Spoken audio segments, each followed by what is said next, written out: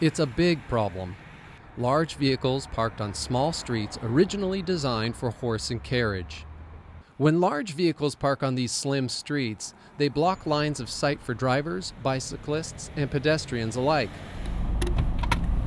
To get a feel for the issue, we took a drive with supervising transportation engineer Derek Bailey. You can see how far that oversized vehicle hangs out into the street. You see as we get a little bit closer to the intersection how it's actually blocking the stop sign. That's definitely a safety concern. In response to the issue, on October 18, 2016, the City Council approved the Oversized Vehicle Ordinance. The ordinance limits the size of vehicles allowed to park on city streets to a maximum of 25 feet in length, 80 inches in width, or 82 inches in height. When we get into the larger dimension vehicles, they can cause traffic safety issues. The width of vehicles can encroach into traffic lanes. The height and length of the vehicles can affect the visibility, pulling out of driveways and intersections, side streets, and as well the visibility of traffic control devices like stop signs and traffic signals. A key part of this ordinance is a repeal of an old ordinance that prohibited RV parking within 500 feet of specified areas like certain schools, parks, churches, daycare centers, and hospitals. Those restrictions are gone and instead will be replaced by a broad prohibition of oversized vehicles. Understanding that oversized vehicles are necessary for conducting certain business and services, the ordinance has a number of exemptions. We fully recognize that we need to support commerce in the city, and the deliveries need to be made, pickups, drop-offs, that kind of thing is really important. But we really want to minimize the amount of time that oversized vehicles are parked on city streets. All of the exemptions are time limited. They're all based on vehicles that are only going to use the space for a short period of time. The first is practical. It's for commercial vehicle loading and unloading. So commercial vehicles that are oversized will be able to park for up to 30 minutes while they're loading and unloading merchandise or goods or other materials. The second exception is also practical.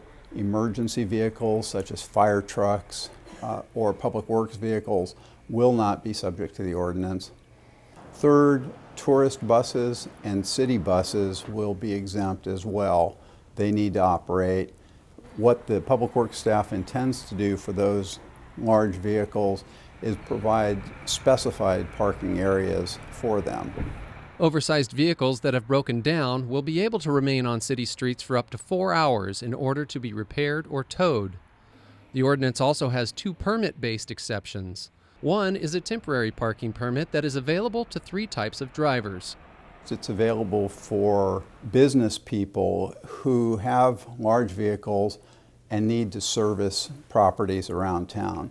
So for example, if you were a contractor or a plumber or an electrician and you have an oversized vehicle, you'll be able to get a permit that will allow you to stop in front of or near the locations you need to service.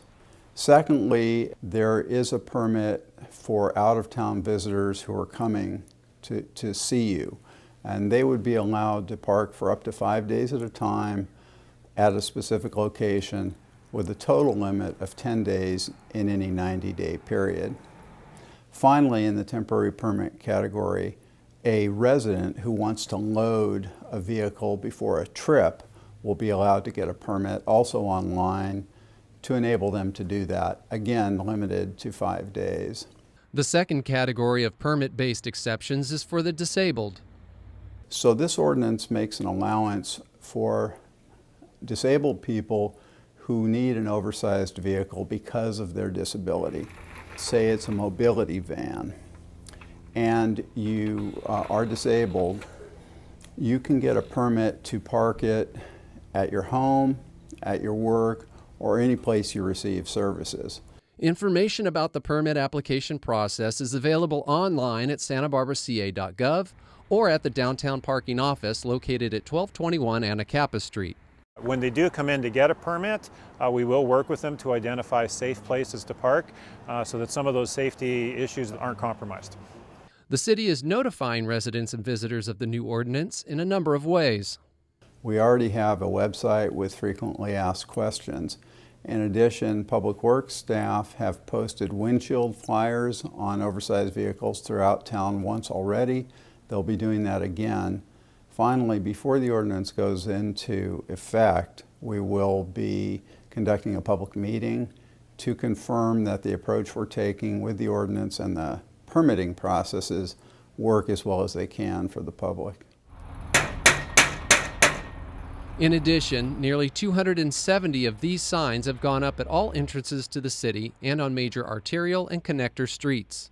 It'll basically be impossible to get to anywhere in town without getting notice that oversized vehicle parking is prohibited. Since the width of our historically narrow streets isn't going to change, the oversized vehicle ordinance attempts to consider the needs of large vehicle users while protecting drivers, cyclists, and pedestrians. The goal of the new ordinance is to make sure the lean streets of Santa Barbara aren't mean streets when it comes to traffic safety. It is City Council policy to try and avoid bicycle and pedestrian accidents to the maximum extent possible, even to the extent of visioning that someday there will be zero pedestrian or cyclist fatalities as a result of accidents. So safety is a real priority here. One of the things we want to do, we want to educate the public, and ideally nobody gets a ticket. Ideally everybody understands the rules and everybody's on the same page safety-wise.